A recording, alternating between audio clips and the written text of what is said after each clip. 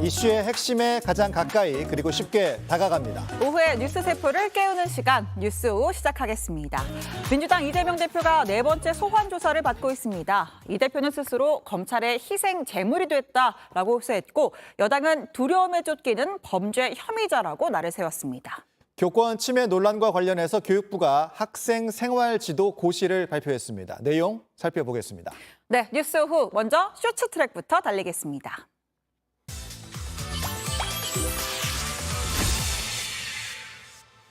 첫 번째 트랙, 테이저건 쏜다입니다. 정부가 최근 연이어 발생한 묻지마 범죄에 대한 강경책을 꺼내 들었습니다.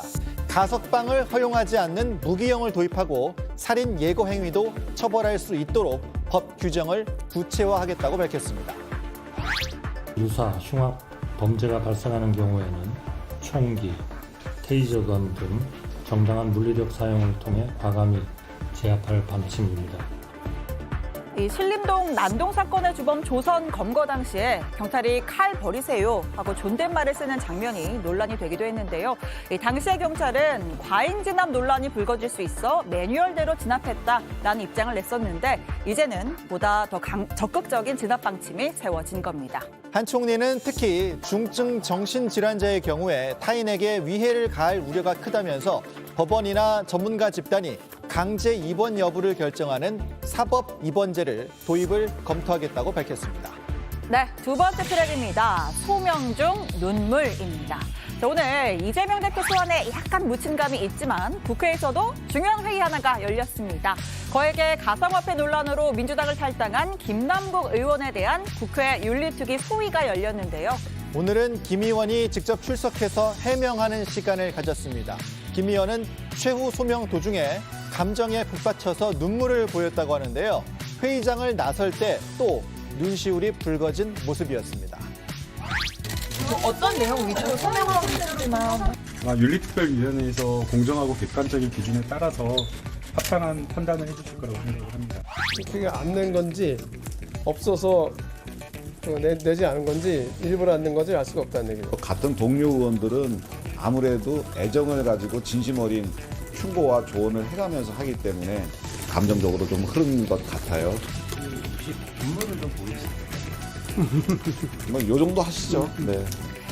네, 앞서 윤리특위의 전 단계인 윤리심사 자문위원회의에선 김 의원에 대해 최고 징계 수위인 의원직 제명을 권고한 바 있습니다. 오늘 해명에 대해선 시원하게 이해한 의원도 또 미흡하게 생각한 의원도 있었다고 하고요. 다음 주 표결을 통해서 징계 수위를 결정할 전망입니다. 세 번째 트랙, 이근 유죄입니다. 유튜버로 활동하는 이근 전 해군대위가 오늘 1심 재판에서 징역형의 집행유예를 선고받았습니다. 두 가지 혐의가 모두 유죄로 인정됐습니다. 자, 먼저 지난해 3월 전쟁 중인 우크라이나에 무단으로 입국한 혐의. 이 재판부는 우크라이나 의용군 참여는 의도와는 달리 국가에 과도한 부담을 줄 우려가 있어 죄가 무겁다고 판단했습니다. 또 지난해 7월 운전 중 오토바이와 사고를 낸 뒤 구호 조치 없이 현장을 떠난 혐의. 이 역시 특가법상 도주치상 혐의로 처벌받게 됐습니다. 한편 이 씨는 지난 3월에 재판을 방청하러 온 한 유튜버와 폭행 시비가 일기도 했었죠. 그리고 다시 한번 제가 여권 위반에 대해서는 사과하겠습니다. 방금 저를 폭행하시면 어떻게 생각하십니까? 하시면 어떻게 하십니까? 하지 마세요. 아니 하지 마세요. 재물손괴? 죄송합니다. 재물손괴입니까? 어쩔 건데. 하지 마세요. 자, 이와 관련해서 경찰은 이 씨를 폭행 혐의로 검찰에 송치했습니다. 자, 오늘의 마지막 트랙입니다. ATM 대소동입니다. 자, 이곳은 아일랜드고요. 꽤 늦은 저녁 시간인데 사람들이 ATM기 앞에 길게 줄을 서 있습니다. 오픈런이라도 하려는 건지 서로 웅성웅성하고 두리번하고 방금 보셨나요? 어떤 할머니는 잠옷 차림으로 줄을 서 있었습니다. 이게 어떻게 된 일이냐면 아일랜드의 한 은행에서 통장에 잔액이 없어도 한 사람당 최대 1,000유로까지 돈을 뽑을 수 있는 사태가 벌어진 그런 상황이래요. 이게. 네, 그러니까 빈 통장에서 1,000유로. 예. 1,000유로면은 한 150만 원 되잖아요. 큰 돈이죠. 네. 이게 은행에 연계된 인터넷 계좌에 기술적인 오류가 생기면서 발생한 소동이라고 하는데요. 사태가 커지자 경찰들이 ATM 앞에서 밤샘 근무를 서는 일까지 벌어졌습니다. 자, 그럼 이미 찾아간 돈은 어떻게 되는 겁니까? 세상에 공짜는 없는 법이죠. 은행 측은 잔액보다 초과 인출된 돈은 고객 계좌에 빚으로 기록될 것이라고 밝혔습니다. 다만 그 금액에 대해서 이자를 부과하지는 않겠다고 했습니다. 네, 지금까지 쇼트트랙 달려봤습니다. 자, 그리고 앞서 이 말씀드린 대로 지금 서울 서초동 중앙지검에서 민주당 이재명 대표가 4번째 소환 조사를 받고 있습니다. 백현동 개발 특혜 의혹 관련해서인데요. 취재기자 연결해 현장 상황 듣고 정치 이야기 이어가겠습니다. 자, 조혜연 기자, 지금 조사가 어떻게 진행되고 있습니까? 네, 이재명 대표가 오전 10시 반쯤 출석했으니까 지금 시간 기준으로 조사받은 지 6시간 좀 넘어가고 있습니다. 백현동 개발 특혜 의혹을 중심으로 조사가 이어지고 있는데요. 조사에 앞서서 이 대표의 변호인은 검찰에 제출한 진술서로 답변을 가름하겠다 이렇게 말했습니다. 이제 민주당에서는 진술서를 기초로 답변을 하고 있지만 또 설명이 필요한 부분은 적극적으로 답변하고 있다 이런 입장을 내놨습니다. 네, 지금 조사가 시작된 지 6시간이 좀 지났고요. 자, 이재명 대표의 혐의는 어떤 겁니까? 네, 성남시 백현동의 아파트 개발 과정에서 민간업자에게 특혜를 주고 성남시에게 손실을 끼친 그 배임 혐의가 핵심입니다. 네, 검찰은 공영 개발을 해야 하는데도 이 대표가 성남도시개발공사를 사업에서 배제해서 성남시가 손해를 봤다는 입장입니다. 그 과정에서 부지 용도를 4단계 변경해주는 등 특혜를 줘서 민간업자들에게 이익을 몰아줬다고 보고 있습니다. 민간개발업자가 영입한 이 대표의 측근 김인섭 씨의 청탁 때문이라는 겁니다. 김 씨는 청탁해주는 대가로 77억 원을 받은 혐의로 구속돼서 이미 재판을 받고 있습니다. 네, 오늘 이재명 대표가 좀 상당히 긴 시간을 할애해서 입장을 밝혔습니다. 어떤 내용이 담겨 있었습니까? 네, 이 대표 출석에 앞서서 지지자들 앞에 서서 준비해온 입장문 꺼내서 10여 분간 읽었습니다. 그 내용은 좀 직접 들어보시겠습니다. 위임받은 권한은 오로지 국민을 위해서만 사용했고 단 한 푼의 사익도 취한 바가 없습니다. 네, 또 뿐만 아니라 무능과 정치 실패를 가리려는 검찰의 조작 수사라고 말했습니다. 그러면서 국회 회기 중에 구속영장을 청구해서 국회를 분열시키지 말고 비회기 중에 구속영장을 청구하라 이렇게 말하기도 했습니다. 검찰이 영장을 청구하면 직접 법원의 심사를 받겠다는 겁니다. 네, 오늘 그 중앙지검 인근에 그 이재명 대표의 지지자들 그리고 또 반대단체 회원들도 많이 모여 있었다고요? 네, 아침부터 청사 앞에 이재명 대표의 지지자들 많이 모여서 윤석열 정부와 검찰 비판하는 구호를 계속 외쳤습니다. 또 한쪽에서는 보수단체 회원들도 모여서 이재명 대표를 구속하라 이렇게 외치기도 했습니다. 경찰 인력이 곳곳에 배치됐고 다행히 지금까지 큰 충돌은 없습니다. 지금까지 서울중앙지검에서 JTBC 조혜연입니다. 네, 본격적으로 정치권 이야기 시작하겠습니다. 두 분 좀 오랜만에 뵙는 기분인데 기분인가요? 진짜 한 2주 만에 뵙는 것 같아요. 지난번에 이제 태풍이 왔기 때문에 네, 태풍 특보가 더 중요하죠. 저희가 얘기하는 것보다는. 그랬습니다. 네, 그래서 이제 대승적으로 수용했습니다. 예, 그래서 맞습니다. 오래 쉬어가지고 컨디션이 오늘 좋습니다. 아, 좋습니다. 신인규 변호사, 김민아 시사평론가 두 분 모셨습니다. 네. 안녕하세요. 안녕하세요. 앞으로는 이런 태풍 같은 거 없이 매주 좀 보고 국민도 안전하고 우리도 계속 이야기하고 그런 날이 이어져야 될 텐데 말입니다. 자, 앞서 보신 대로 민주당 이재명 대표가 지금 4번째 검찰 소환 조사를 받고 있습니다. 6시간 넘게 조사가 진행 중인데 첫 번째 주제, 나는 희생재물. 이렇게 잡아봤습니다. 본인이 입장을 밝히면서 한 이야기죠. 자, 영상을 좀 보면서 이야기를 하겠습니다. 자, 오늘 아침에 이 대표가 서초동 서울중앙지검에 출석을 하는 장면인데 중앙지검으로 바로 들어가지 않고 그 인근의 법원 삼거리에 도착을 해서 이렇게 단상 위에 올라가서 이 스탠드 마이크에 서서 본인이 준비해놓은 메시지를 읽었어요. 네, 그냥 읽는 게 아니라 준비해온 메시지 한 1,900자 분량을 14분가량 읽었고 그 앞에 뭐 지금 보시는 것처럼 굉장히 뭐 지지자들도 많이 모여서 좀 이렇게 호응을 하는 그런 장면이었습니다. 지난번 출석 때랑은 조금 다른 장면이었던 것 같은데 뭐 일각에서는 뭐 대선 출정식에 가까울 정도의 메시지였다라고 할 정도로 긴 내용이 있었습니다. 주요 내용은 잠시 직접 들어보겠습니다. 벌써 네 번째 소환입니다. 저를 희생 제물로 삼아서 정권의 무능함과 정치 실패를 감춰보겠다는 것 아니겠습니까? 없는 죄를 조작해서 뒤집어 씌우고 자신들의 치부를 가리겠다는 정치검찰의 조작 수사 아니겠습니까? 네, 나를 희생 제물로 삼았다. 검찰의 조작 수사다. 이렇게 이야기를 했는데 자, 일단 이번 소환은 백현동 특혜 의혹 관련입니다. 어떤 쟁점이 있습니까? 예, 우선은 이재명 대표 관련해서 대장동 사건을 많이 기억들 하실 텐데요. 예. 그거와 조금 모양은 다르지만 백현동이라고 있습니다. 네. 아파트가 옹벽에 세워져 있는 그런 아파트가 있는데요. 이 아파트를 개발할 당시에 자연녹지 지구를 이제 준주거지역으로 4단계나 종상향을 해주는 상당히 이례적인 일이 있었고요. 또 하나는 이제 민간 임대를 이제 민간 분양으로 돌리면서 민간에 좀 특혜를 줬다 이런 이야기들이고 또 성남 도시개발공사를 참여시키지 않으면서 오히려 민간에다가 이익을 몰아줬다라는 지금 그런 비판이 제기되고 있는데 뭐 이재명 대표는 지금 배임 혐의에 대해서 뭐 부인하고 있는 것으로는 보여집니다. 네, 그러니까 용도 변경한 부분이 있고 이제 민간 임대 비율 축소한 부분이 있고 이 사업 과정에 성남 도시개발공사가 빠져서 그러니까 민간의 이익이 더 돌아갔다 이런 쟁점들이 있는 건데 일단 이재명 대표의 입장은 명백합니다. 그러니까 박근혜 정부의 요청이 있어서 용도 변경을 해준 것이고 당시 정부의 입장을 따랐다라는 것이죠. 본인을 시지프스다 이렇게 비유를 했습니다. 어떻게 해석을 해야 될까요? 그러니까는 뭐 검찰이 일부러 이제 계속 부르는 것이고 하지만 이게 좀 부당한 어떤 그러한 일이지만 그럼에도 불구하고 나는 계속 나가겠다 뭐 이런 취지의 주장을 한 거 아니겠습니까?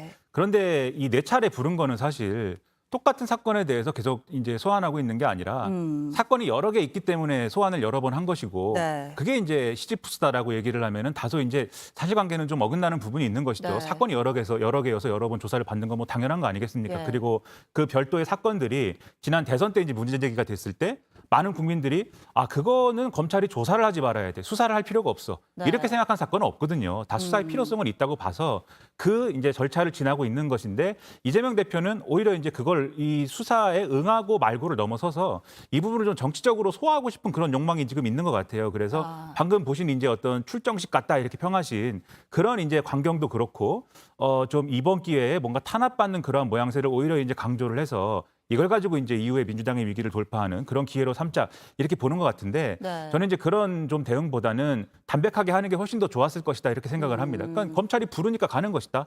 조사의 필요성이 있기 때문에 조사받으러 가는 것이고 나는 뭐 이 어떤 뭐 감추는 것도 없고 우려되는 것도 없기 때문에 그렇기 때문에 조사에 당당히 응하는 것이다. 이렇게 설명했으면 됐을 것 같거든요. 근데 이 정치적인 어떤 색깔을 입히는 것 자체가 앞으로 이제 계속될 이 소위 말하는 검찰의 수사와 관련된 민주당의 어떤 입장, 검찰 수사가 다 잘못된 것이고 우리가 탄압받고 있다는 어떤 주장을 계속 해나가기 위한 그런 포석들을 쭉 놓고 있는 것이다. 이렇게 봐야 되겠죠. 사실 오늘 이재명 대표의 그 이제 소환에 들어가기 전 저렇게 입장문을 밝히는 모습이 좀 이례적인 모습이긴 하죠. 좀 준비해서 입장문을 이제 작심하고 발언을 한 건데 뭐 이걸 두고 뭐 정치권에서는 뭐 민주당에서는 자신감의 표현이다 이런 해석도 있고 또 국민의힘에서는 위기감의 표현이다 이런 해석도 있는 것 같습니다. 네, 이제 민주당의 그 자신감의 표현이라는 거에 대해서 조금 제가 설명을 드리면, 그러니까 혐의에 대해서 일단 이 백현동 관련 혐의는 이제 민주당의 생각이죠. 민주당의 입장은 뭐 자신 있다 이런 분위기인 것 같아요. 어떤 점이 그러냐면 지금 이제 걸어놓은 혐의가 배임 혐의인데 예를 들면 이 배임 혐의 같은 경우는 회사 대표이거나 하면은 주식회사의 경우에는 주주들에게 돌아갈 이익에 대해서 남에게 특혜를 주느라고 이익을 줄였다, 손해를 봤다라고 하면은 이것은 이제 당연히 이제 배임 혐의가 좀 더 적용되기 쉬운 것인데 그럼에도 불구하고 재판 과정에서는 배임의 고의성을 따져가지고 이것을 이제 판사가 판결을 하거든요. 제가 변호사 앞에서 법 얘기를 하기가 좀 그런데 맞는 얘기십니다. 네, 예. 뉴스를 보면서 이제 보니까 그렇더라고요. 네, 또 공부를 하신 거죠. 그렇죠. 예. 공부 열심히 했습니다. 네. 근데 이제 이재명 대표 같은 경우에는 당시 성남시장이었지 않습니까? 예. 그러니까 성남시장이 돈을 써서 어떤 정책에서 수익이 안 났다고 해서 이것을 예를 들면 문제 제기를 이 배임과 같은 형식으로 할 수 있는 거냐? 그리고 민간 또 기업의 어떤 행태와 그 이제 주주에게 그 이익을 돌려보내는 행태와 그 지자체 장으로서는 다르다. 근데 네. 그게 이제 법리적으로 볼 때는 다를 수 있다. 그래서 다를 수 있다. 그래서 네. 다 무죄다 이게 아니라 예. 그럼에도 배임 혐의로 이 지자체장을 걸려면 이 배임의 고의가 좀 더 엄격하게 인정돼야 되는데 그러려면 예를 들면 이재명 대표가 민간에 특혜를 준 다음에 네. 대가성으로 뭔가를 이제 추구했다. 그게 네. 정치적인 것이든 금전적인 것이든 그런 어떤 정황이나 이런 것들이 잡혀야 명확하게 돼야 이제 배임 혐의를 증명할 수 있는 거 아니겠냐 이런 거거든요. 민주당 입장은. 예. 근데 제가 볼 때는 이 재판이 뭐 하루 이틀을 갈 문제도 아니기 때문에 지금 어떤 것이 이제 사실이다라고 예단하기는 어려운 것이지만 가장 중요한 거는 그런 설명으로 이제 이 국민들이 납득하는 거냐. 지금 상황에서는 오래 갈 것이기 때문에 민주당이 국민들에게 잃어버린 신뢰를 회복하는 방식으로 지금 이 사건을 대하고 있는 거냐라는 점에 대해서는 여러 가지 의문이 남는 거고 그래서 이제 자신감의 표현이다라는 것에 대해서도 예를 들면 이재명 대표가 그러한 억울함이 있기 때문에 검찰에 이제 조사를 받으러 가고 심지어는 신문에 그런 게 써 있더라고요. 심지어는 구속이 되더라도 오히려 정치적으로 이득일 수 있다. 이런 주장도 일각에서 한다는 거거든요. 일각의 정치 탄압으로서 이제 비춰질 수 있다라는. 네. 그렇죠. 근데 저는 그런 방식으로 이 위기를 돌파하려고 하면 오히려 잃는 게 더 크다는 생각이어서 담백하게 있는 그대로 돌파하는 것이 필요하다. 이런 말씀 드리고 싶습니다. 알겠습니다. 지난 2주간 공부를 많이 하시고 발언을 많이 준비하신. 근데 저는 이렇게 봐요. 이게 사실은 법이라는 것이 상당히 좀 평등해야 되고 좀 냉정해야 되거든요. 근데 지금 이것을 출정식처럼 저렇게 하는 것은 마치 사법의 정치화를 지금 시도하는 것이다. 저는 이렇게 봐서 이건 뭐 비판받을 수밖에 없는 행태를 보이고 있는 것이고요. 예. 지금 이 사안이 상당히 심플합니다. 그 이유는 뭐냐면은 정치 탄압이 되고 희생양이 되려면은 윤석열 정부 들어오고 나서 듣도 보지도 못하던 의혹이 나와가지고 막 뒤집어 씌워가지고 영장 청구하고 이러면 이제 사실 희생제물 돼서 국민들이 동정이라도 할 거거든요. 근데 지금 이 사안은 본인의 성남시장 재임 시절에 있었던 일이에요. 그리고 문재인 정부에서도 수사를 그렇게 했는데 안 움직였거든요. 그건 국민들이 다 아십니다. 그러고 나서 이제 정권이 바뀌고 나서 무리한 수사 내지는 뭐 편파 수사다 이런 얘기거든요. 그렇다면 편파성에 대해서는 따로 지적을 하더라도 이재명 대표의 죄가 없어지진 않지 않겠습니까? 그러니까 죄의 혐의지만은요. 그렇다면 이 혐의는 이겁니다. 백현동에 아파트를 세우는데요. 자연 녹지가 갑자기 준주거지역으로 4단계나 점프를 합니다. 이런 경우가 도대체 있습니까? 없거든요. 근데 이것이 됐는데 그 사이에 개발업자와 사이에는 이재명 대표의 선대본부장을 했던 김인섭 씨가 있는 거예요. 이분이 70억 이상을 받았다는 것인데 이런 정황들 속에서 뭐 정진상 씨나 다 지금 연루된 사람들이 조사를 받고 있는데 협조적이지 않거든요. 그렇기 때문에 전 이 사안에 대해서는 자꾸 사법의 정치 쟁점화를 통해서 진실을 가리려고 할 것이 아니라 정말 떳떳하다고 한다면은 오히려 사법 절차에 응해서 본인의 무죄를 증거하고 오히려 저는 그렇게 되면 역풍이 일릴 수도 있다고 보거든요. 예. 이재명 대표의 지금 저런 처신은 저는 법률가로서 또 야당의 대표로서는 매우 부적절하다. 저는 이렇게 봅니다. 알겠습니다. 일단 뭐 수사를 통해 밝혀져야 될 부분이니까 수사에 뭐 적극적으로 협조하면 된다 이런 취지로 이해가 됩니다. 자, 오늘 그 입장을 밝혔던 내용 조금 더 들어보고 대화 이어가겠습니다. 이 모든 게 저의 부족함으로 검찰 독재 정권을 탄생시켰기 때문이라는 자책감이 너무도 무겁게 어깨를 짓누릅니다. 국민을 무시하고 억압하는 정권은 결코 오래 갈 수 없습니다. 우리 국민들은 반드시 다시 떨쳐 일어나서 국민이 주인은 민주공화국 다시 만들어낼 것입니다. 네, 역시 이제 검찰 독재 정권, 야당 탄압을 좀 부각하면서 지지층을 좀 결집하려는 거 아니냐 이렇게 좀 분석을 할 수가 있을 것 같아요.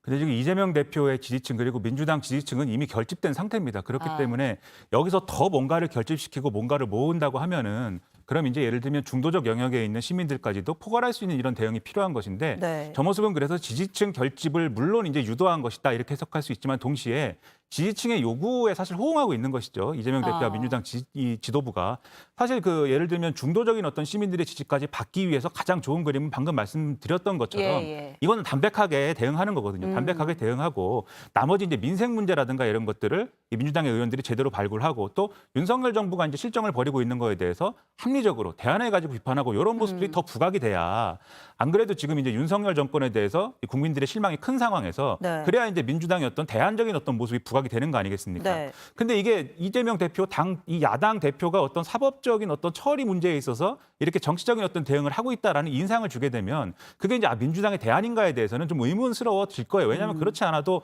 모든 문제를 이렇게 정치적으로 과열해가지고 다 이렇게 다루는 그러한 태도에 국민들이 굉장히 질려 있기 때문에 여기에는 이제 여당의 사실 책임도 좀 있다고 봐요. 그러한 이제 정치 풍토가 만들어지는 데는. 그러니까 여당도 사실 이재명 대표와 관련돼 가지고 이재명 대표와 관련되지 않은 사안도 민주당이 뭘 하면 다 이재명 방탄이냐? 다 이재명 대표 지키기냐? 뭐 이렇게 막 비난을 해온 일이 있기 때문에 오히려 그런 걸 근거로 해서 또 이재명 대표가 거기에 대해서 저런 정치적인 대응을 할 수 있는 조건도 또 형성된 바가 있는 거거든요. 그래서 그런 점을 종합을 해보면 이게 지지층 결집을 통해서 정치적인 이익을 거뒀느냐라는 문제보다도 오히려 이제 이런 게 계속돼서 지금까지 민주당이 손해를 많이 봤다고 저는 생각을 하는데 여전히 그 손해본 거를 회복할 의지는 없는 것처럼 보일 수 있기 때문에 그래서 이제 부적절한 측면이 있다고 말씀드리는 겁니다. 그러니까 오히려 지지층을 시키기 위해서라기보다는 결집된 지지층이 원하는 행보를 좀 보이는 측면이 있다. 이렇게 그렇죠. 분석을 하시는 거고요. 근데 저는 모든 비판을 할 때는 저는 어휘를 그 수준에 맞게 써야 된다고 저는 보거든요. 검찰 독재 정권. 독재 정권이면은 지금 이렇게 가만히 있으면 되겠습니까? 다 같이 온 국민이 일어나서 지금 거리에 나가야 돼요. 제가 볼 때는. 그리고 이재명 대표는 대선에 참여하신 한 주체 아니었습니까? 근데 이제 와서 검찰 독재 정권이다 이렇게 네이밍을 붙이게 되면은 이럴 거면 이건 대선 불복이라는 얘기를 들을 수밖에 없는 또 비판을 자초할 수밖에 없는 용어 사용이다라고 저는 보이고요. 또 하나는 지금 자책감이 너무나도 무거워서 어깨를 짓누른다라고 책임을 통감하는 발언을 하시지 않았습니까? 그럼 저 이재명 대표에게 반대로 여쭙고 싶은 것이 그 무거운 책임감을 왜 고백하시면서 왜 책임을 행동으로 지지 않습니까? 그동안에도 이재명 대표가 대선 패배, 지선 패배 누누이 얘기했는데 아무런 책임을 지지 않았거든요. 그러면서 어깨는 무거워서 짓누른다 이런 얘기를 하고 있고 본인은 희생양이다 이렇게 얘기하거든요. 그러니까 말이 맞으려면 행동과 말의 앞뒤가 맞아야 되는데 말의 앞뒤도 안 맞고 말과 행동도 안 맞거든요. 그렇기 때문에 이재명 대표는 지금 본인에 대한 국민들의 시선, 시각 좀 이거에 대해서 저는 좀 냉정하게 돌아봐야 된다. 그리고 민주당도 재명수호로 나가면 이거 조국수호 시즌2가 되는 거거든요. 그러니까 잘못된 방향으로 가서는 아마 민주당이 또 호되게 국민들의 심판을 피하기 어려울 것이다. 전 그렇게 봅니다. 알겠습니다. 자, 일단 수사가 진행이 되면 검찰이 구속영장을 좀 청구할 가능성이 현재로서는 높아 보입니다. 근데 이제 민주당이 앞서 정당한 수사인 경우에는 체포동의안 포기하겠다 이렇게 선언을 한 바가 있었는데 오늘 이재명 대표가 이 영장 검찰이 청구하면 뭐 내가 내 발로 출석해서 나가서 심사받겠다 이런 이야기도 했어요. 언급을. 다만 좀 조건을 붙이긴 했습니다. 그 얘기도 좀 듣고 이야기하겠습니다.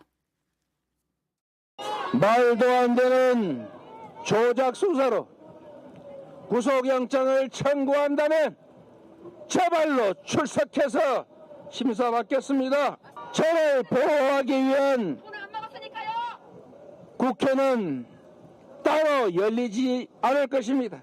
검찰은 정치가 아니라 수사를 해야 합니다. 회기 중에 영장 청구해서 분열과 갈등을 노리는 꼼수 포기하고 당당하게 비회기 때 청구하십시오. 자, 영장을 청구한다면 제 발로 출석해 심사받겠다. 단 조건이 붙었습니다. 그러니까 국회 회기가 아닌 기간, 비회기 중에 영장을 청구해라. 라는 건데요.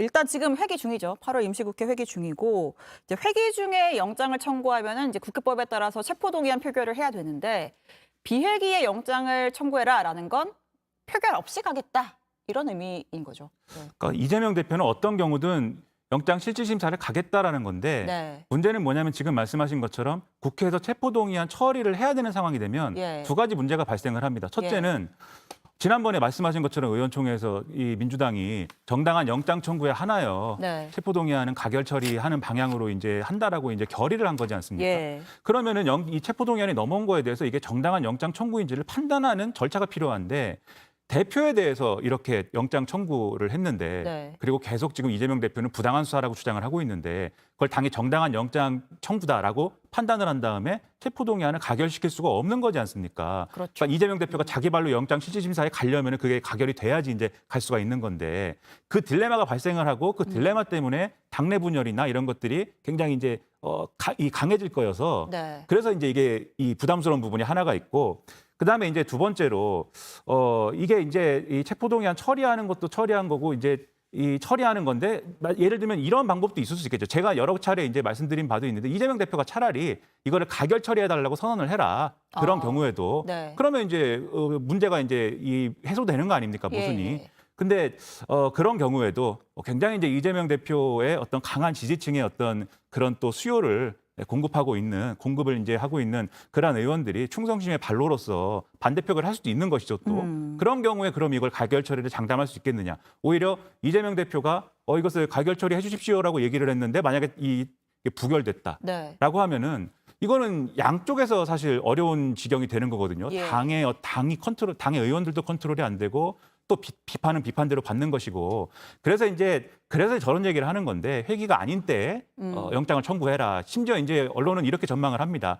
8월 임시국회 일정에 해당할 때 이 체포동의안이 넘어올 것으로 예상이 되면 네. 이 민주당이 다수 당이니까 회기를 끊어서 중간에 한번 끊어가지고 비회 기간을 인위적으로 만드는 방식으로라도 그렇게 하겠다 이런 거거든요. 회기를 살라미로 끊어서. 그렇죠. 네. 그런데 이것도 사실 항상 할 수 있는 게 아니라 정기국회에 가면은 이걸 못 합니다. 그건 예. 정해져 있는 일정이 있기 때문에 9월 달에 청구하면 어쩔 수 없이 이 이재명 대표에 대한 체포동의안은 민주당이 이게 정당한 건지 여부를 판단해서 이 표결 절차를 해야 돼요. 네. 근데 그때 과연 의도한 대로 될 것이냐에 대해서 오히려 이런 발언을 통해서 자신이 없다 이런 얘기가 되는 거예요. 그래서 저는 이런 사족을 붙여서 이런 얘기를 오늘 할 필요가 없었는데 또 뭐 이렇게 얘기한 어떤 판단 근거가 뭐였을까는 상당한 의문이 있습니다.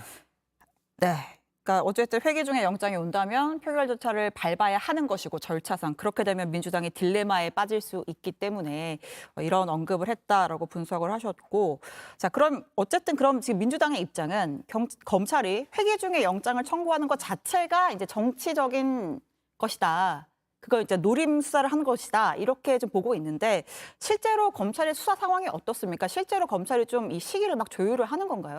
근데 이제는 영장 청구 시점까지도 피의자한테 물어보고 정해야 되는 이런 참 어처구니 없는 발언을 지금 하고 있는데요. 저를 보호하기 위한 국회는 따로 열리지 않을 것입니다라고 얘기를 했어요. 근데 그동안에 불체포특권 다 쓰셨잖아요. 예. 그럼 그때부터 안 썼어야죠. 그리고 대선 때도 본인이 불체포특권 안 쓰겠다고 약속을 하셨잖아요. 네. 그러니까 말이 지금 다 안 맞고 꼬이는 거거든요. 전 이 부분을 지적드리고 싶고 또 하나는 정당한 영장 청구가 아닌 거를 왜 국회에서 그 판단을 하죠? 그러니까 정당하냐 안 하냐에 대해서는 법원에서 판단을 하는 것인데 지금 불체포특권에 대해서 그냥 불체포특권 사용하면 되는 것이고 또 안 사용하면 되는 겁니다. 그래서 여기에 대해서 너무 복잡하게 지금 사족을 붙이고 있는 것 같고 또 하나는 김남국 의원도 처음에 코인 얘기 나왔을 때 기획수사다 이랬거든요. 노웅래 의원도 기획수사다. 뭐 돈봉투도 기획수사다. 그냥 모든 게 다 기획이에요. 그렇게 치면 민주당에 대해서는 수사가 불가능하지 않습니까? 완전히 수사에 성역을 치고 있거든요. 그러니까 저는 이런 식의 태도가 국민들에게 오히려 불신을 더 가중시키고 있다. 법의 원칙에 따라서 수사를 받고 무죄가 나올 수도 있고 그럼 검찰이 또 역공을 받거든요. 그러니까 여기에 대한 시스템을 존중해야 되는데 지금 민주당은 사법 시스템을 전혀 존중할 의사가 보이지 않아서 매우 안타깝게 생각합니다. 네. 자, 가뜩이나 경색된 여야 관계가 오늘 또 이재명 대표의 소환으로 또 한 번 또 얼어붙는 그런 상황이 됐는데 여야가 오늘 이제 이 대표 소환 관련해서 입장을 밝혔습니다. 들어보고 넘어가겠습니다.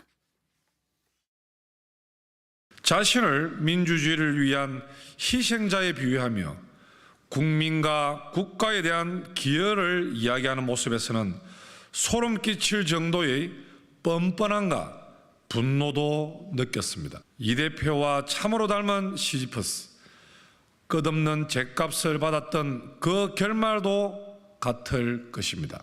참으로 잔인한 시대입니다. 정권이 바뀐 뒤 제1야당 대표에 대한 수사를 집요하고 지리하게 끌고 가는 모습에서 국민은 수사가 아니라 정치를 봅니다. 이미 국민들은 이 상황을 총선까지 끌고 갈 것으로 말하고 있습니다.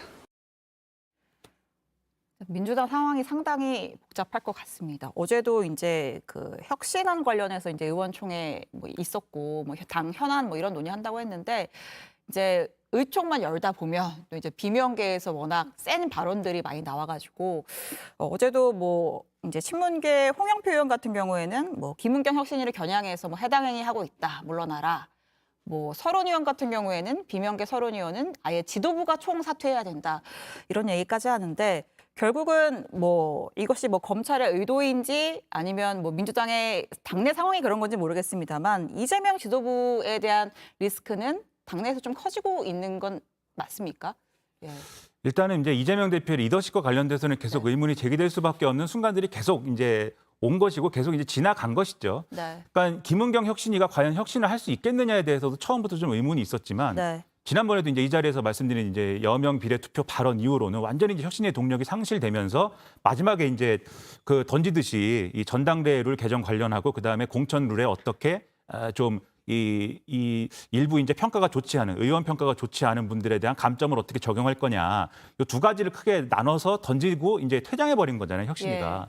근데 문제는 이재명 대표가 처음에 이제 김은경 혁신위를 시작을 할 때 전권을 실어주겠다든지 상당히 이제 좀 정권을 주겠다든지 힘을 실어주는 그런 방향으로 쭉 얘기를 해왔기 때문에 김은경 혁신위가 이렇게 엉망진창이 된 상태에서 활동을 끝낸 이후에는 당연히 이제 논란이 커질 수밖에 없고 뭐 상황이 이상해질 수밖에 없는 그런 딜레마가 지금 존재하는 것이죠. 더군다나 이게 지금 말씀드린 어떤 결대로 하면 우리가 1차원적으로 보면은 소위 이재명 대표와 가까운 친명계는 아니 혁신안 왜 이거 왜 거부하는 것이냐. 이거 우리 당원들도 요구하는 것인데 받아야지 왜 거부하느냐 이렇게 막 얘기를 하고 소위 말하는 비명계는 아니 이거 결국 이제 우리를 쳐내려고 하는 공천 과정에서 우리를 쳐내려고 하는 명분으로 이제 쓰려는 거 아니냐 이건 부당하다. 네. 김은경 혁신위가 잘한 게 뭐 있느냐 이렇게 해가지고 서로 부딪히는 그림이 돼야 되는데 어제 상황이 좀 근데 이상했습니다. 왜냐하면 의원총회 애초에 이제 이 어떤 안건이 아니었다는 거예요. 혁신위와 관련돼서는 혁신위 혁신안과 관련돼서 다른 걸 하고 오늘은 이제 그 소위 말하는 1특검 3국조 등의 그 이제 정책 현안에 대해서 공세에 대한 그렇죠. 그런 것을 정책 현안에 대해서 합시다 이렇게 얘기했는데 비명계가 이제 일제히 지금 혁신안에 대해서 우리가 할 말이 많다라고 들고 일어난 거죠.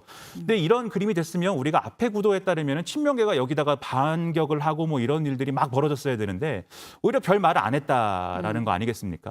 두 가지 이유가 있는데 김은경 혁신위의 명분이 상당히 사라져버린 상태라는 거에 대해서 친명계도 어느 정도 동의할 수밖에 없는 국면인 거예요. 지금 상황이. 두 번째는 방금 말씀드린 것 중에 공천 룰과 관련된 부분이 있지 않습니까? 의원 평가가 안 좋은 사람들은 이제 하위 몇 %씩 해가지고 거기에 감점 주기로 했는데 이거를 예를 들면 혁신안을 수용을 하는데 전당대회 룰만 수용하고 이거는 수용 안 한다. 이렇게 되면 이상한 거잖아요. 수용하려면 다 수용해야 되는데 그런데 그 다선 의원 또는 의원 평가가 안 좋은 사람 중에 과연 친명계로 분류되는 사람이 없느냐. 그렇지 않거든요. 대표적으로 김남국 의원은 친명계입니까 비명계입니까? 친명계지 않습니까? 그렇죠. 이런 사정들이 있다 보니까 친명계도 사실은 용감하게 목소리는 지금 못 내는 상황이라는 거예요. 그러면 이재명 대표는 리더십은 어디로 가는 거냐 어떻게 되는 거냐.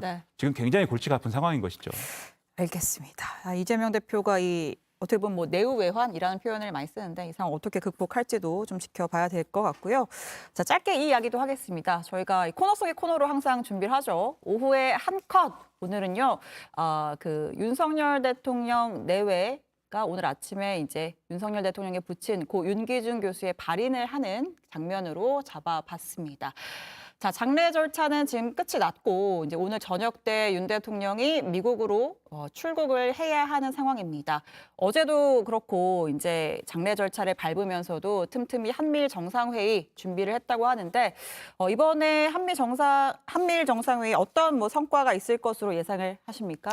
예, 아무래도 이제 한미일 공조를 지금 강화하는 그런 안보적 정책을 쓰고 있기 때문에 아무래도 안보 협력, 그리고 안보 협력을 넘어서서 이제 뭐 경제 협력까지 계속 얘기를 하고 있거든요. 근데 이제 저는 사실 이번에 또 한미일 회담이라는 것이 의미는 있습니다만은 상당히 지금 이 신냉전 시대를 맞이해서 너무나도 또 쏠림 외교를 한다라는 또 비판도 따라붙고 있거든요. 그렇기 때문에 대한민국의 국익을 가장 최우선으로 보호하는 그리고 국익을 달성하는 쪽으로 이번에 좀 한미일 외교를 좀 성공적으로 좀 마치고 오기를 저는 기대하고 있습니다. 네.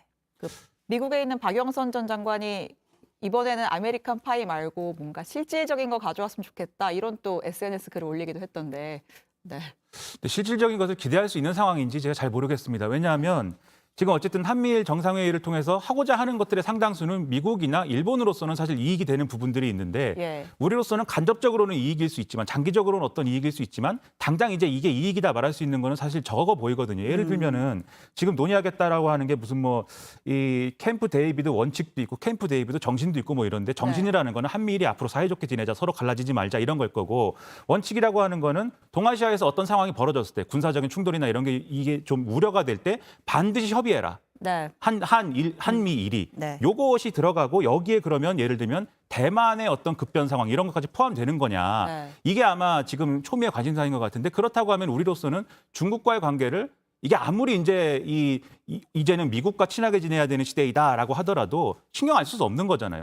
대만 상황이 예를 들면 대만에서 상황 벌어졌을 때 우리가 가야 된다라고 하면 군사적으로 파병을 해야 된다랄지 이런 게 있다고 하면 그건 상당히 좀 골치 아픈 문제 아니겠습니까? 거기까지 갈 것이냐에 대한 의문을 가지고 얘기를 한다면 이게 별로 우리에게 이익이 되는 얘기는 아닌 것 같다라는 생각이 들고 이런 구체적인 의제와 관련된 게 아니라 할지라도 한미일이 이제 친하게 지내기로 했으면 일본이 우리한테 해줘야 될 것도 있잖아요. 근데 하나도 안 해주고 있다 이런 지적 나오지 않습니까? 예를 들면 기시다 우미오 총리는 야스쿠니 신사에 곡물료 납부하는 것이고 그다음에 제3자 변제 이 강제동원 문제와 관련돼서 일본 기업이 참여한다는 얘기는 아직도 없는 거고 아무것도. 그리고 후쿠시마 오염수 검증하는 거에 대해서 한국 사람이 가서 검증에 참여할 수 있도록 해달라고 대통령이 직접 요구를 했는데 여기에 대해서도 별다른 얘기가 없습니다. 그렇다고 하면 이게 우리가 지금 국익을 지금 추구하면서 국익을 손에 넣는 쟁취하는 그런 외교를 하고 있는 거냐에 대해서는 신인길 변호사 말대로 좀 의문이 있는 거죠. 그러니까 저도 국익을 가장 우선에 뒀으면 좋겠다. 아까 그 말씀을 드렸는데 한미일 공조에 대해서 찬성하시는 국민들도 많이 있습니다. 그럼에도 불구하고 원칙까지 저버리면서 우리가 끌려가는 외교를 바라는 분은 아무도 없을 거거든요. 그럼 국익에도 맞지 않습니다. 미국의 전략적 이익과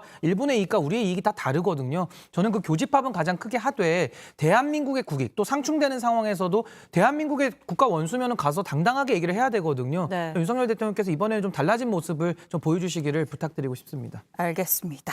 자, 지금 이제 미국 현지 시간으로 18일에 또 공동 기자회견이 있다고 하니까 그 내용도 저희가 살펴봐야겠습니다. 자, 오늘 두 분 말씀 감사합니다. 고맙습니다. 감사합니다.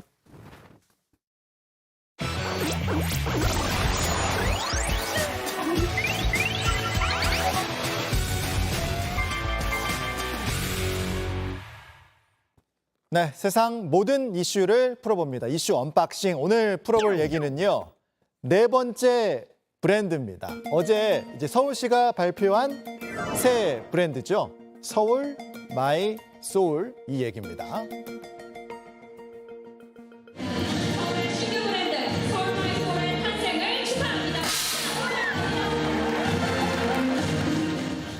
무료하고 지루한 일상 속에서 서울의 브랜드만 생각하면 뭔가 입가에 슬며시 미소가 지어지는 그런 브랜드를 찾아왔습니다. 자, 부제는 마음이 모이면 서울이 됩니다. 서울을 이루는 중심에는 사람이 있고 서울을 향한 다양한 마음이 더 모여서 더 좋은 서울을 만들어 간다는 의미를 담았다고 합니다.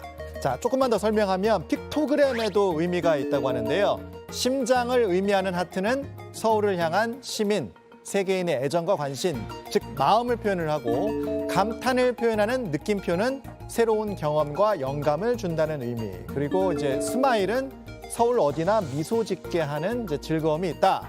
이런 뜻입니다.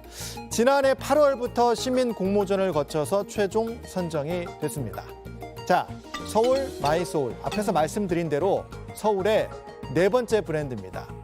자, 역사를 보면 2002년에 우리나라 지자체 중에서는 처음으로 브랜드를 만들었습니다. 하이서울 기억나시나요? 이명박 당시 서울시장이 처음으로 만들었고요. 이후에 2006년에 오세훈 시장이 하이서울 밑에 소울 오브 아시아라는 슬로건을 추가했습니다. 그러다가 2015년에 박원순 시장 때 아이서울유가 만들어져서 쓰이다가 오세훈 시장이 다시 한번 브랜드를 교체한 겁니다.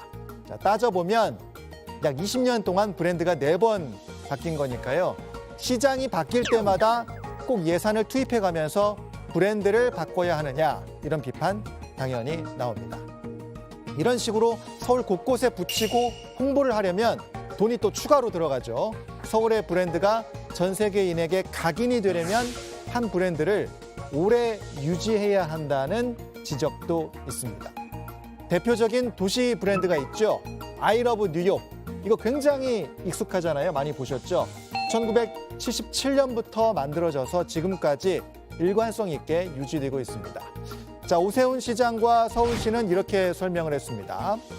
원석 같은 도시, 서울의 잠재력과 매력을 제대로 알리고 글로벌 탑5 도시에 올려놓기 위해서는 새로운 도시 브랜드 개발이 필연적.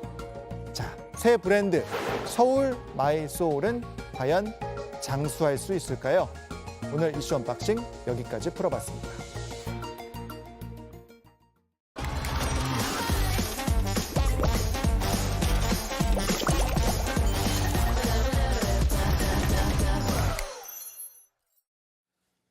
네, 뉴스룸에서 이어가겠습니다. 오늘은 서혜진 변호사, 그리고 진술 분석 심리 전문가 김미연 박사 두 분과 함께하겠습니다. 어서 오십시오. 안녕하세요. 네, 저희가 뭐 얘기를 많이 나눠봤어요. 서희초 교사 사망 사건 이후에 이제 교권 침해 논란이 크게 불거진 뒤 이제 한 달 정도를 지나가고 있습니다. 이제부터는 정부 대책들이 나오고 있는 그런 상황인데요. 오늘 교육부에서 교원의 학생 생활 지도에 관한 고시를 발표했습니다. 이게 이제 수업에 방해가 되면 교사가 학생들 행동에 제지를 가할 수 있다, 이런 내용들이 들어있는데 먼저 듣고 오겠습니다.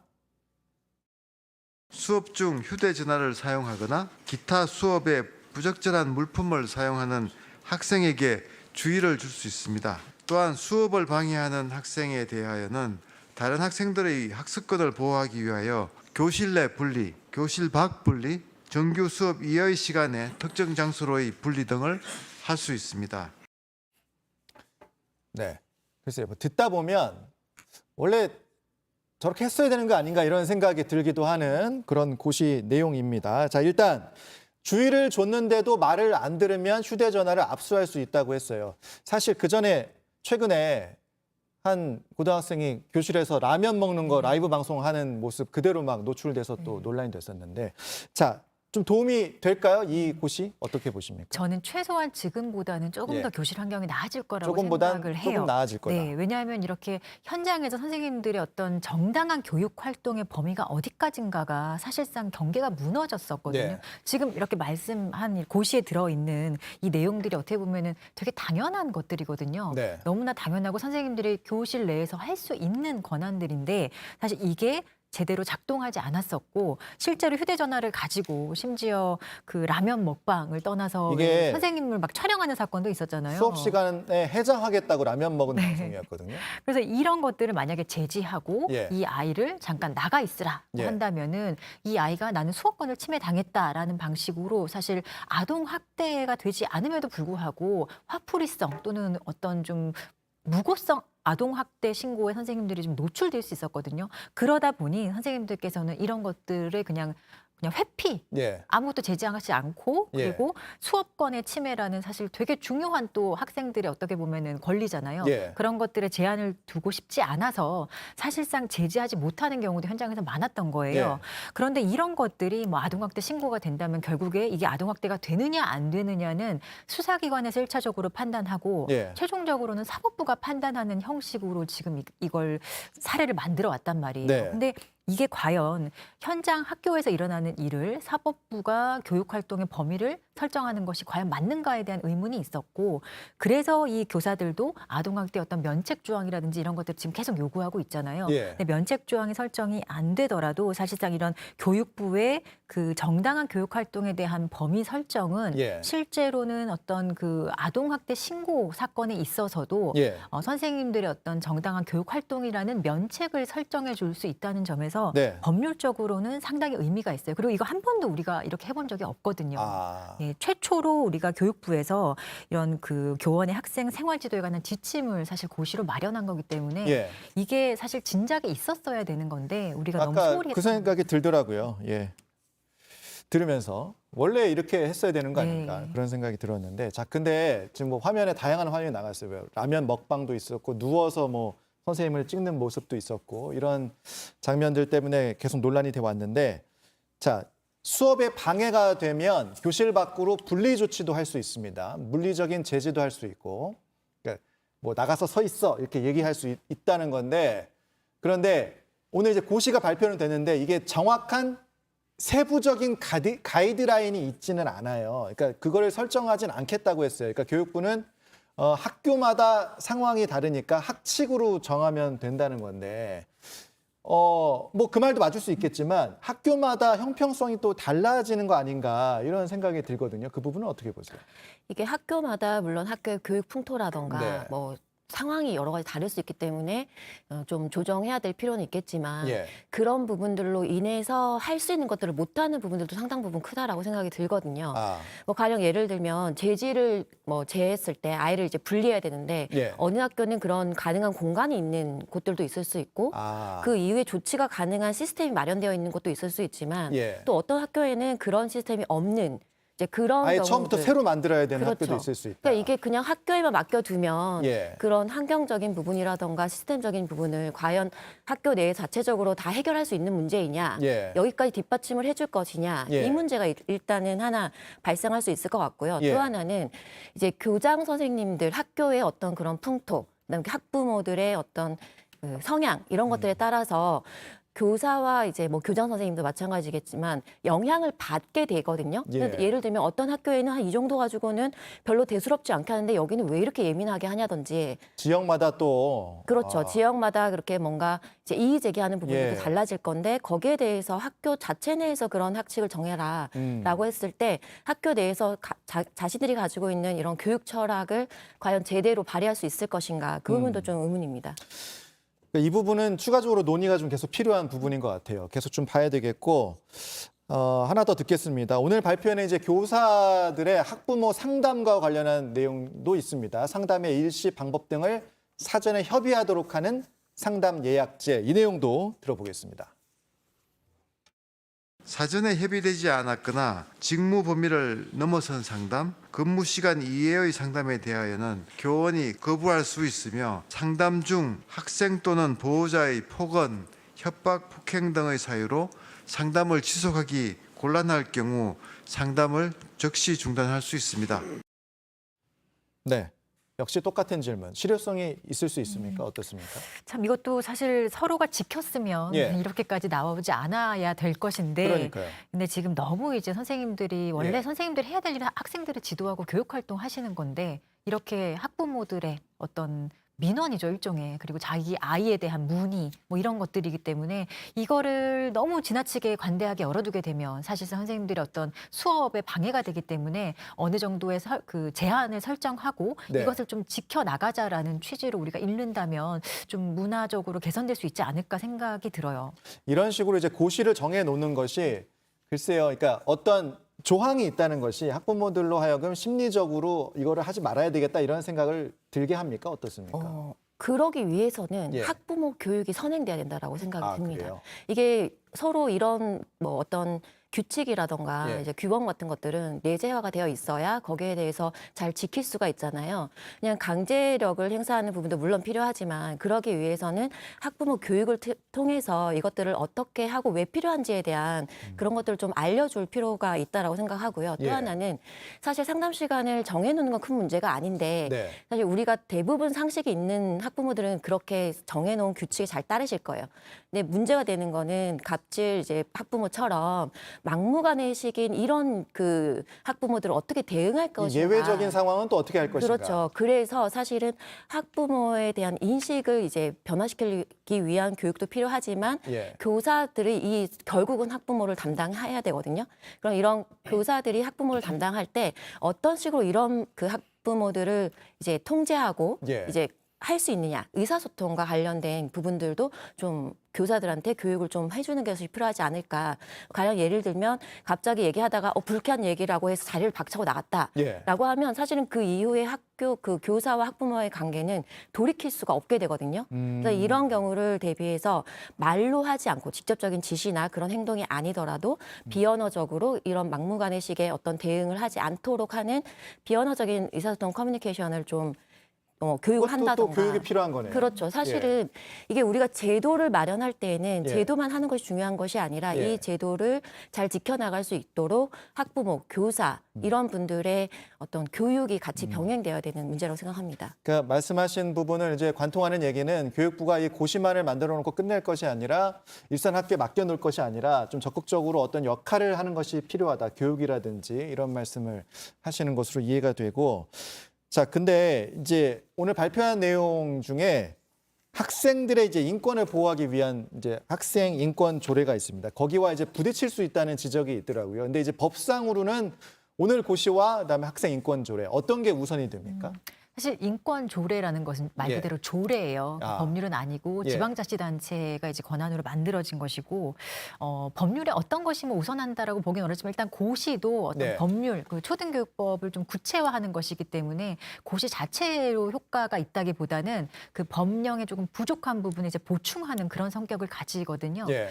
근데 개인적으로는 이 두 가지가 이렇게 상충한다라고는 생각하지 않습니다. 왜냐하면 학생 인권 조례라는 것도 그 헌법상의 어떤 가장 기본적인 어떤 국민이자 그냥 학생으로서의 권리를 그냥 확인해둔 것에 불과하고요. 예. 사실상 조례이기 때문에 네. 그렇게 강제력이 있다라고 평가할 수는 없습니다. 법률적으로는. 그리고 이번에 발표한 이 선생님들의 어떤 그 생활 지도에 관한 지침은 학생 인권 조례에 뭐 반하는 성격이라기보다는 그러니까 물리적인 제지라는 게 이게 때려도 좋다는 얘기는 아니잖아요. 그렇죠. 예. 예. 교육 활동에 대한 이야기고 예. 정당한 교육 활동을 어디까지 우리가 보겠다라는 예. 그 범위의 설정 문제이기 때문에 예. 학생의 인권을 침해하라는 취지는 전혀 아닙니다. 그리고 학생 인권 조례도 학생들이 이런 인권이 있다라는 것이지 내가 이런 인권이 있기 때문에 타인의 권리를 침해하라는 그런 의미는 아닌 거죠. 알겠습니다. 첫 이제 고시가 나왔는데 글쎄요 첫 술에 배부를 수 없으니까요. 좀 계속 지켜봐야 될 내용으로 보입니다. 자, 두 번째 사건으로 가겠습니다. 일본발 이제 테러 협박 사건인데 사실 이런 식의 이제 협박에 대응을 해주면 안 된다, 관심 주면 안 된다. 이제 김미영 박사님께서 이런 얘기를 자주 하셔서 저도 사실 한두 번으로 끝나겠지 이렇게 지켜보고 있었는데 이게 지금 열흘째 벌써 5번째 협박 메일이 오고 있거든요. 그래서 짧게 얘기를 조금 해보겠습니다. 변호사님, 오늘 이제 국내 주요 시설을 폭파하겠다는 이메일 또 왔어요. 네. 원래 이제 어제는 압력밥솥을 이용한 폭발물 2억 7천만여 개를 설치했다 이렇게 왔었고 사실 말이 안 되긴 해요. 네. 2억 7천만여 개 밥솥이 있어야 되겠죠 일단. 그리고 예. 폭탄에 바늘을 설치한 것들을 이제 그 주요 예. 그 뭐 대법원이라든지 뭐 여러 우리 주요 시설에 예. 설치했다 이런 식의 협박 메일이 그 일본 계정을 통해서 지금 오고 있어요. 네. 근데 일본 계정도 현직 변호사와 네. 그 변호사가 소속되어 있는 법률사무소 계정으로 지금 협박 메일이 국내 언론사라든지 아니면 공공기관 그리고 외국에 소재한 한국 예. 대사관으로 이렇게 발송이 되고 있는 상황인데 현재 누가 협박범인지 전혀 특정을 하지 못한 상태예요. 이게 사실 아까도 얘기했지만 2억 7천만 개 폭탄을 설치했다. 허무맹랑한 얘기인데 그럼에도 불구하고 혹시 만일을 대비해서 지금 화면 보시다시피 역사에 KTX 역사에 지금 경찰들이 다 출동을 하고 있단 말이죠. 이걸 보는 시민들은 굉장히 불안할 수밖에 없을 것 같습니다. 그렇죠. 저도 사실은 예. 총을 직접 본 적이 사실은 그냥 다른 데서 예. 이제 보긴 하지만 예. 사실상 우리가 생활하는 그런 반경 내에서 총을 들고 무장을 한 이런 사람들을 본다라면 그 자체로 안정감을 느끼는 사람들도 분명 있긴 하겠지만 예. 저렇게 하면 여기 또 무슨 일이 있나 보다라고 그러니까요. 그런 위협 지각을 느끼게 되잖아요. 그래서 사실 저는 개인적으로 이런 것들을 대대적으로 함으로써 우리가 이런 것들을 잘 이제 보완을 잘 하고 있다라는 예. 것을 강조하는 것도 중요하지만 예. 그것 말고 예. 숨은 곳에서 그런 활동들을 이제 잘 할 필요가 있다라고 생각이 들거든요. 예. 예를 들면 우리가 CCTV가 굉장히 많잖아요. 예. 바깥에도 있고 안에도 CCTV가 굉장히 많기 때문에 이 CCTV 관제 센터 같은 데에서는 그런 것들을 인공지능을 활용해서 뭔가 거동 수상자라던가 이런 사람들을 탐지하는 그런 프로그램들을 활용하고 있거든요. 공항에서도 이제 그런 CCTV들을 통해서 거동 수상자나 문제가 있는 사람들을 잘 살펴봤다가 즉각적으로 대응을 하기 때문에 이런 이미 기존에 있거나 과학적으로 이제 입증된 이런 방법들을 사용해서 이제 시민들이 불안감을 느끼지 않는 방식으로 그런 활동을 하는 것이 좀 필요하다고 생각이 듭니다. 서혜진 변호사님 짧게 지금 경찰이 수사는 하고 있는데 지금 윤곽을 좀 아직 못 잡고 있는 그런 네, 상황이죠. 네, 협박범이 누군지 전혀 모르고 예. 그 계정이 사용된 예. 그 활용된 현직 일본 변호사도 내가 한 게 아니다라고 지금 예. 얘기를 하고 있어요. 내 예. 이름이 내 허락 없이 이용되고 있는 것 같다라고. 도용되고 있는 것 같다. 예, 올렸고 그리고 뭐 그 일본의 제일 도쿄 변호사회도 사실 일본 내에서는 지금 예. 변호사를 사칭해서 변호사 계정이나 또 아니면 법률사무소 계정을 이용한 이런 협박 메일이 사실 국내적으로 되게 많다고 해요. 네. 그러다 보니까 뭐 일본 도쿄 변호사회도 이런 식의 어떤 피싱 범죄를 주의하라라고 공지까지 올린 상황이라고 하는데 사실 우리 입장에서는 이게 또 외국에 지금 서버가 있기 때문에 예. 일본과의 수사 공조도 필수적이고 예. 현실적으로 그 협박범을 특정하는 게 어떤 국내 사건보다 더 어려움이 있을 것 같습니다. 알겠습니다. 관심 주면 안 되는데 너무 계속 이어지고 있어갖고 잠깐만 얘기를 해봤습니다. 두 분 말씀 고맙습니다. 네, 감사합니다. 감사합니다.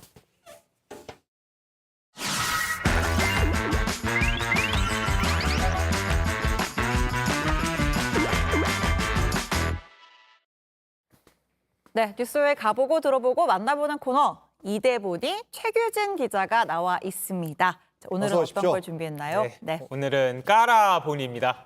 깔아보니? 네, 아주 급하게 깔고 왔습니다. 눈을 깔아보니 이런 거 아니죠? 어제 방송 때문에 그러시는 거면은 네, 오늘 깔아본 거는 네, 그런 게 아니라요. 예. 새만금 잼버리 폐막식이 상암동 서울 월드컵 경기장에서 열리면서 경기장 잔디 훼손 논란이 불거졌었잖아요. 잔디 깔아보니. 네, 어저께 이슈 언박싱에서도 저희가 다뤘었는데요. 그렇죠. 네, 잔디를 까는 긴급 복구 작업이 진행되고 있다고 해서 제대로 복구가 되고 있는 건지 제가 한번 확인해 보고 왔습니다. 네. 저도 엄청 궁금했는데 직접 깔고 왔다니까. 이거 축구 팬들은 엄청 관심사예요. 맞아요. 네. 집중해서 보겠습니다. 보시죠. 지난주 잼버리 폐막식 콘서트가 열렸던 서울 월드컵 경기장입니다. 이번 주말 K리그 경기에 앞서서 경기장 잔디를 긴급 복구하고 있다는데요. 직접 한번 알아보겠습니다. 경기장 잔디 그라운드가 가위로 자른 듯 드러났습니다. 기존 잔디를 톱으로 썰고 드러낸 곳엔 흙바닥이 보입니다. 인부들이 땅을 고르고 돌돌 말린 새로운 잔디를 펴고 심습니다. 이곳 경기장 내에는 4일째 잔디 복구 작업이 진행 중입니다. 지금은 점심시간이어가지고 작업이 잠깐 중단됐는데요. 자세히 보시면은 기존에 잔디가 깔려있던 곳과 새로 잔디를 깐 곳이 색깔이 미묘하게 다릅니다. 새로 잔디를 복원한 곳은 색깔이 조금 더 밝은데요. 저곳이 바로 잼버리 콘서트 중앙 무대가 있었던 곳입니다. 훼손 정도가 심해서 잔디를 전부 새로 교체한 겁니다. 대형 무대를 설치하기 위해 잔디 위에 보호막까지 깔았지만 손상을 피할 수는 없었습니다. 경기력에 영향력을 주는 페널티 박스와 골대 주변이라 교체가 시급한 상황. 4만여 명의 잼버리 대원들이 앉았던 자리는 얼마나 손상됐는지 가늠되지 않습니다. 경기장 바깥에는 이렇게 교체된 잔디들을 모아놨습니다. 자세히 보면요. 이렇게 잔디의 색깔이 변해 있거나 잔디가 이렇게 눌려 있습니다. 이 교체된 잔디들은 재활용하지 않고 곧바로 폐기한다고 합니다. 당장 교체해야 할 잔디가 필요하다 보니 인근 예비 포지에서도 물량을 끌어옵니다. 이건 찌꺼기인데? 저 안에 있는 거 찌꺼기라 그러셔가지고 그래서 다 버리는 거죠? 다 폐기해 재활용하는 게 아니라. 지금 여기 하는 거는 지금 뭐 하는 거예요, 그러면? 안으로 들어가는 거죠. 여기 있는 걸 안에다 옮기는 거예요?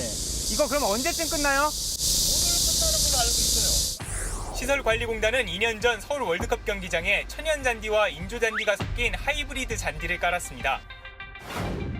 2017년 한국과 시리아 경기가 열렸을 당시 손흥민 등 선수들이 경기장 잔디 관리가 부실하다는 지적을 내놓은 게 원인이었습니다. 일단은 공격을 풀 수 있는 잔디 상태가 안 됐다고 생각을 해요. 그게 제일 가장 큰 문제였다고 생각을 하고 잔디가 이런 상태에서 누가 어떤 모험적인 플레이를 할 수 있는지 물어보고 싶고 이 과정에서 예산 10억 원이 투입됐고 이후 잔디 훼손을 막기 위해 각종 대형 콘서트 개최도 하지 않았습니다.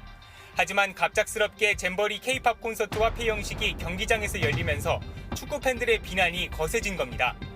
서울시설공단 측은 어느 정도 복구가 가능하지만 정확한 비용은 당장 추정하기 어렵다는 입장. 다만 업계 관계자는 최소 10%의 잔디가 손상된 걸로 추정되는 데다 그라운드 전체가 아닌 긴급한 부위만 손을 본 것에 불과하다고 설명합니다. 논란이 커지자 문체부는 모든 경비를 지원하는 것을 포함해 잔디 복구에 최선을 다하겠다고 밝혔습니다. 전체적인 얼마 치산하고 하는 것은 공단에서 자료를 나중에 정리를 해서 받아봐야지 않겠습니다. 경기를 이번만 하는 건 아니잖아요. 29일에도 또 있고 A매치도 2개나 더 있고 끝나고 중요한 게 아니라 한국 프로축구연맹도 앞서 잔디 상태를 점검했고 K리그 경기 개최에 문제가 없도록 하겠다고 밝혔습니다. 잔디를 저렇게 까는지 처음 알았습니다. 근데 영상을 보니까 얼마나 손상이 된 건지 피해 규모가 얼마인지는 아직 다 모른다는 것 같고 그럼 까는 작업은 끝난 거예요? 네, 제가 듣기로 어제 저녁까지 긴급 복구 작업을 완료했다고 들었습니다. 예. 예, 손상이 됐다고 무조건 다 버리는 건 아니고요. 재생이 가능한 거는 일부 남겨둔 상황입니다. 물론 이번 주말 경기 이후에도 추가적으로 주기적인 모니터링을 하면서 전반적인 손상 부위 등을 교체할지 말지 이걸 결정할 예정이라고 합니다. 이번 주말 이제 축구 경기를 모든 분들이 또 좀 눈여겨서 보실 것 같고 이게 축구 팬들의 마음은 이게 비용의 문제가 아니에요. 굉장히 소중하게 해왔던 잔디이기 때문에 얼마 전에 그 가수 유명웅 씨도 가서 공연할 때 축구화 신고 거기서 공연을 했단 말이죠. 축구 팬들이 좀 원성이 좀 많은 상황이에요. 네, 맞습니다. 앞서 전주 월드컵 경기장에서도 이 갑작스럽게 잼버리 행사 일정이 잡히면서 9일에 예정됐었던 FA컵 4강전 현대와 인천 유나이티드전이 취소가 됐는데 당시 축구 팬들이 이제 비판이 이어졌었습니다. 근데 당시에 이제 또 다른 변수가 있었는데요. 이제 태풍이 북상하면서 K-팝 콘서트랑 폐영식 개최 장소 자체가 전주 월드컵 경기장에서 다시 상암동으로 바뀌면서 축구 팬들 입장에서는 이게 정부가 우왕좌왕 왔다 갔다 하면서 피해를 오히려 키웠다 이런 주장이 나오고 있는 겁니다. 네, 부실 잼버리의 피해를 왜 축구계가 봐야 하느냐 이런 지적이 나왔었죠. 네, 오늘 잔디 깔아보니 잘 들었습니다. 고맙습니다. 네.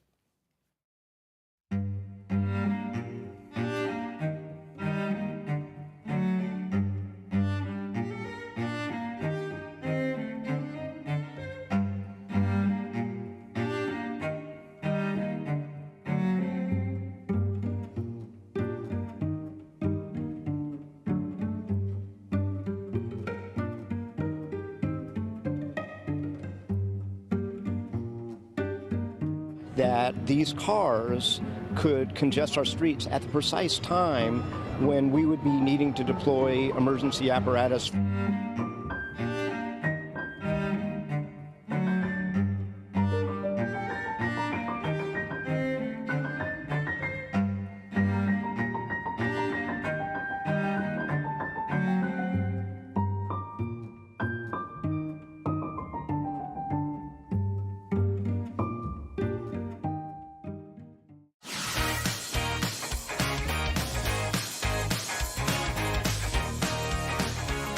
네, 뉴스 마지막 코너입니다. 오늘 온라인에서 가장 핫한 키워드 소개하는 코너입니다. 네, 오키도키 아니고 오후의 키워드 오키 문을 열겠습니다. 자, 그런데 오늘 우리 오키 형이 어디 가고 오키 형 친구 아니고 오키 형의 상사. 오키 형보다 높은 사람이에요. 그러니까 오키 형은 팀장님인데 이번엔 소장님이 나오셨습니다. 빅데이터 전문가 김덕진 IT 커뮤니케이션 연구소 소장 나오셨습니다. 어서 오십시오. 네, 안녕하세요. 반갑습니다. 네. 우리 바쁜 전민기 팀장이 불러서 열심히 대타로 나왔습니다. 사실 전민기 팀장이 한참 전에 이제 정해진 일정이 있어서 오늘 나오셨는데 더 좋은 분을 추천해주고 가셨어요. 그러니까요. 요즘에 좀 이제 전 팀장이 회사도 좀 안 오시고 회사에 계시는 건지 방송국에 계시는 건지 잘 모르겠는데 이럴 때 좀 전 팀장님 잘 계시는지 좀 궁금하기도 하고 좀 뵈려고 왔습니다. 방송을 통해 안부를 물어보는 사이시군요. 잘 계시죠? 전 팀장 잘하고 있는지 오늘 체크하러 오셨군요. 네, 맞습니다. 알겠습니다. 자, 제가 듣기로는 우리 소장님이 그 AI에 일가견이 있으시다고 해요. 오늘 좀 기대를 해보겠습니다. 자, 첫 번째 키워드 소개해 주시죠. 네, 첫 번째 키워드는요, 바로 뉴진스입니다. 뉴진스. 뉴진스, 연관어 보시면 여러 가지 키워드가 나오죠.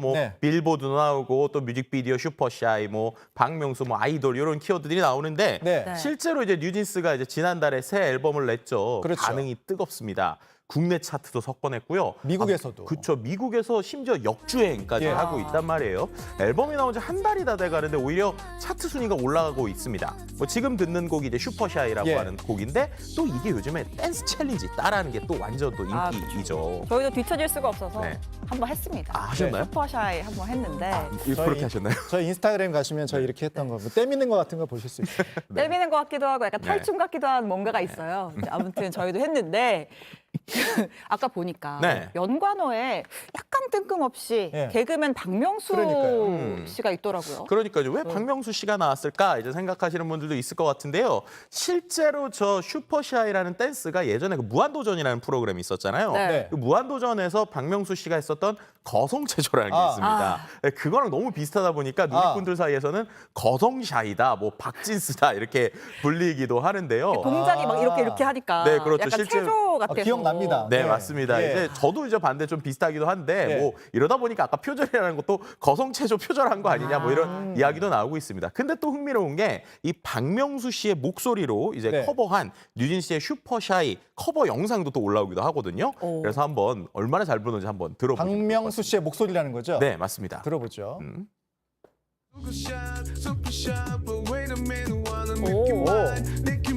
박명수 씨가 직접 부른 이게 가수다워요. 잘 부르는데. 네, 근데 이게 박명수 씨가 부른 건 줄 알고 있지만 그렇지 않습니다. 아니에요? 이건 AI가 부른 거예요. 네, 그러니까 박명수의 목소리만 AI가 가져와서 부른 이런 영상이라고 보시면 됩니다. AI라고요? 정말 신기한데요? 네, 그러니까요. 요즘에 유튜브를 좀 보시게 되면 이런 AI 커버곡이라는 것들이 상당히 많이 나와요. 그래서 아마 이제 또 뉴진스의 다른 노래인데 이 영상도 아마 많이 보신 분들이 있을 겁니다. 보시게 되면은 저기 브루노 마스의 엄청 유명한 가수. 얼마 전에 한국 왔다. 그렇죠, 맞습니다. 저 갔었어요. 자랑. 네. 깨알 자랑. 네. 근데 이 브루노 마스가 하이보이 불렀다 그래가지고 또 난리가 났었는데 한국어 이렇게 잘해? 막 이랬었는데 이것도 AI였다. 맞습니다. 실제로 진짜는 아니고요. AI인데요. 실제로 근데 더 놀라운 거는 저런 영상을요. 우리도 5분 만에 만들 수 있다는 거예요. AI 만드는 프로그램들이 요즘에 인터넷에 무료로 공개된 게 많습니다. 그래서 홈페이지에 들어가 보시면요. 특히나 이미 유명한 가수들의 목소리를 AI로 만들어 놨어요. 잠깐만요. 들어볼게요.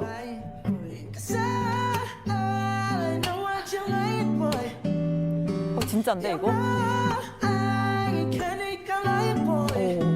신기한데요? 이렇게 파네요. 네, 그래서 특히나 이런 식이군요. 네, 맞습니다. 정말 저런 식으로 우리나라의 K-팝 가수들을 또 외국인들이 부른 이런 커버들도 요즘에 AI 커버 영상으로 해서 이제 유튜브에도 많이 올라오고 있는데요. 또 이런 서비스의 화면이 있어요. 그래서 이 서비스를 좀 보시게 되면은 실제로 우리가 유명한 뭐 가수들의 얼굴이나 이런 것들이 있어서 그중에서 내가 어떤 얼굴을 고르거나 하면 그 사람의 목소리를 이제 그대로 쓸 수 있다. 이렇게 말씀을 드릴 수도 있을 것 같습니다.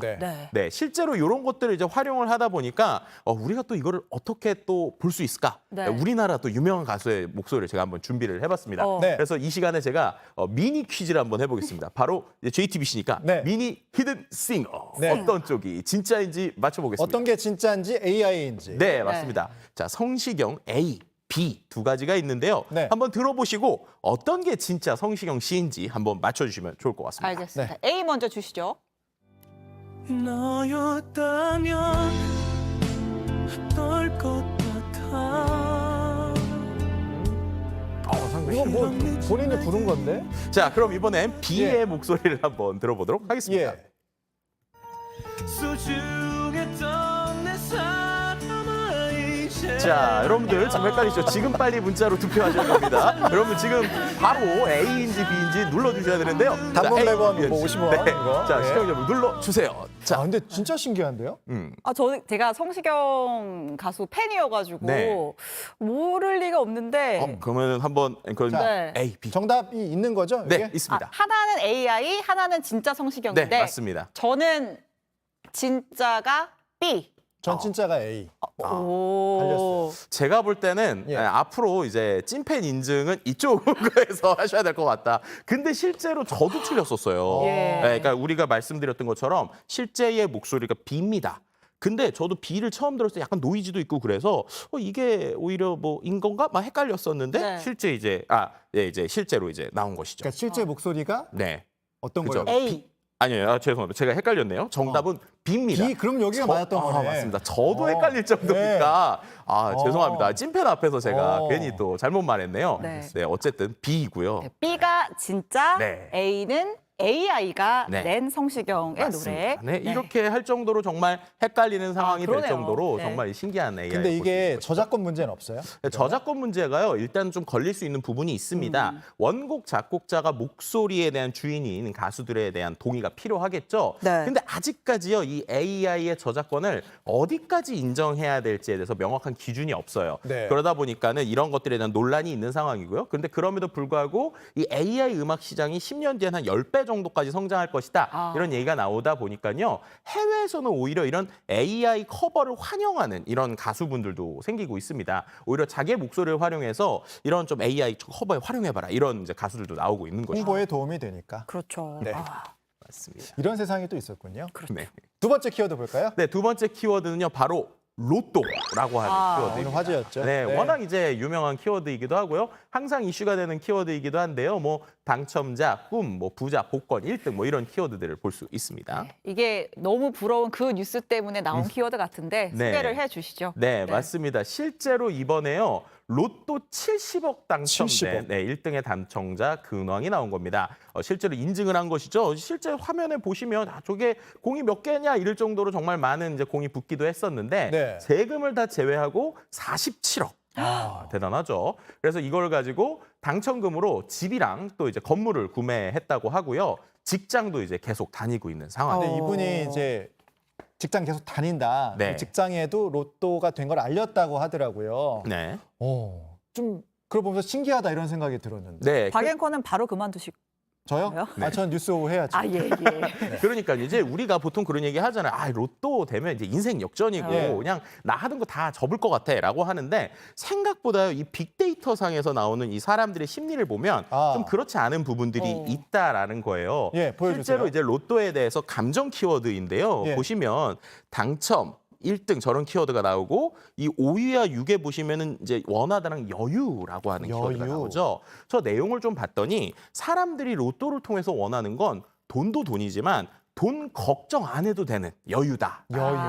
그래서 1등이 당첨이 되더라도 어쨌든 나이가 좀 이제 돈에 대한 여유가 있으니 내가 하고 있는 생활은 하면서 좀 이렇게 놀고 싶다라고 하는 모습이다 보니까 좀 여유가 좀 필요한 사람들에게 이 로또가 어떤 희망이라고 하는 부분에서 좀 이렇게 어느 정도의 반응을 주는 것이 아닌가. 여유 이렇게 있게 볼수 회사 있을 것 다니고 같습니다. 싶다. 뭐 이런 뜻인가 보네요. 네네, 맞습니다. 너무 공감되는.